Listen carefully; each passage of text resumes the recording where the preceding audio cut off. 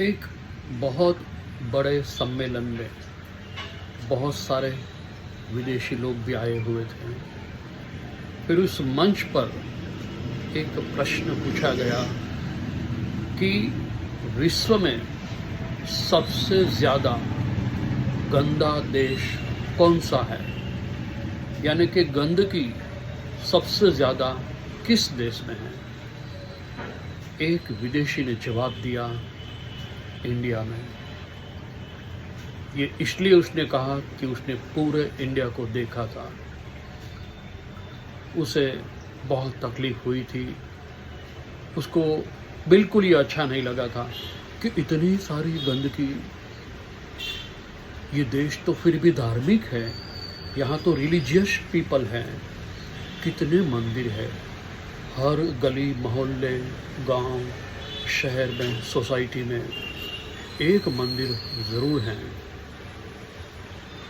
लेकिन देखने वाली बात ये भी है कि जितने भी ये हिंदू मंदिर हैं उसके आसपास आपको केवल गंदगी नज़र आएगी। कचरा पड़ा है, नारियल पड़े हैं, कितनी गंदगी है वहाँ पर, कभी जाकर तो देखो। क्या मतलब है इस धर्म का? अगर हिंदू धर्म है, अगर हिंदू लोग कहते हैं कि हम सनातनी हैं, हम धार्मिक हैं, अच्छा उन लोगों का घर ज़रूर जाके देखिए, घर का मंदिर एकदम साफ रखेंगे क्योंकि वो अपना घर का है। जबकि बाहर का जो मंदिर है, जैसे द्वारिका है, गोकुल मथुरा है, वृंदावन है, वाराणसी है, हरिद्वार है, एक बार अगर आप वहाँ जाकर देखोगे आपको होगा ये क्या हाल बना रखा है, इतनी गंदगी सोच भी नहीं सकते हम। तो ये क्यों? दिमाग नहीं है, सभ्यता नहीं है, संस्कृति नहीं है। कहाँ गई संस्कृति फिर, हिंदू संस्कृति? जब इतना कचरा, कूड़ा कचरा गंगा में डाल रहे हो आप, सोचो तो सही। जिस गंगा को माँ कहते हो आप, उस गंगा की हालत कैसी है? कितना कचरा रोज लोग डालते हैं, कोई सोच भी नहीं सकते हैं। इतना कूड़ा अंदर डाले जा रहे हैं, लाशें तक अंदर फेंक देते हैं, जलाते नहीं, बोलते गंगा माँ को समर्पण कर देते हैं। अस्थि विसर्जन, पूरा बॉडी का विसर्जन भी कर देते हैं। कोई सेंस जैसी चीज हिंदुओं में नजर आ रही है आपको?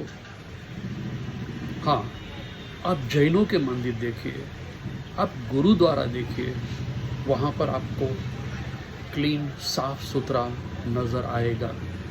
लेकिन ये पूरे जितने भी हिंदू के मंदिर हैं सबसे बेकार। वहाँ अंदर भी वही हालत है जो हालत बाहर है। इतने गलत काम हो रहे हैं कि बात मत पूछो। ये है हमारे देश की वास्तविक स्थिति। तो ये अगर हम कहें कि हमारे यहाँ तो ये धरती तो कृष्ण भगवान की है, ये तो राम की भूमि है, तो उस भूमि की कीमत क्यों नहीं है आपको? उन्हीं के मंदिर के आसपास इतना सारा कचरा क्यों करते हो? कोई डिसिप्लिन नहीं, कोई शिस्त नहीं है, कोई धर्म भी नहीं है। देखिए, आप रोड के ऊपर भी लोग जाते हैं, गले में कंठी माला पहनी है, मुंह में पान है, गुटखा है, सिगरेट है, बीड़ी है, थूकते रहते हैं जहाँ जी आया। देखिए, जितने भी ड्राइवर हैं आप देखिएगा, चाहे वो एसटी बस का हो, चाहे वो सिटी बस का हो, चाहे वो टैक्सी का हो, चाहे रिक्शा वाला हो, हर एक के मुंह में गुटखा, पान, फाकी, और बार बार वो लोग थूकते हैं रोड के ऊपर। कैसा लगता है। कभी दुबई में जाकर ये हरकत करे तो ये लोग सीधा जेल। यहाँ पर कोई कानून नहीं है, डेमोक्रेसी, लोकशाही, मतलब जिसको जो करना है वो करे, जहाँ थूकना है वहाँ थूके, पानी पी के फिर वो बोतलें, कार वाले 1 करोड़ की कार में जो जा रहा है वो भी पानी पी के बोतल को बाहर फेंक देता है। ये कौन सा नियम है? कोई शिस्त है ही नहीं। ड्राइवर देखिए, बस चलती है, डोर को ओपन करते हैं राइट साइड का, फिर थूकते हैं, फिर डोर बंद कर देते हैं। कभी भी अकस्मात हो सकता है। आप हमारे मॉल में जाइए, कोई भी मॉल में जाओ, लिफ्ट में लोग थूकते हैं। टॉयलेट बाथरूम तो इतने गंदे होते हैं कि आप अंदर जा ही ना सको। अच्छा, फ्लैट देखिए, लग्जरी फ्लैट्स, वहाँ भी यही हालत। पान खाते हैं, फिर पिचकारी मारते हैं। मंदिर में भी देखिए, मंदिर के आसपास भी वही हालत है। यहाँ तक कि जितने भी ये ब्राह्मण है, पंडित हैं, वो साले वो भी गुटखा खाते हैं। कथा करने के लिए जाते हैं। आपके घर में शादी ब्याह है या कोई विधि विधान कराना है तो जितने भी पंडित आते हैं वो गुटखा पान खाते हैं, बीड़ी सिगरेट पीते हैं। आप ऐसे लोगों को ही बुलाओ जो गुटखा नहीं खाते हैं, मिलेंगे नहीं आपको। वो तो उसको पहले चाहिए।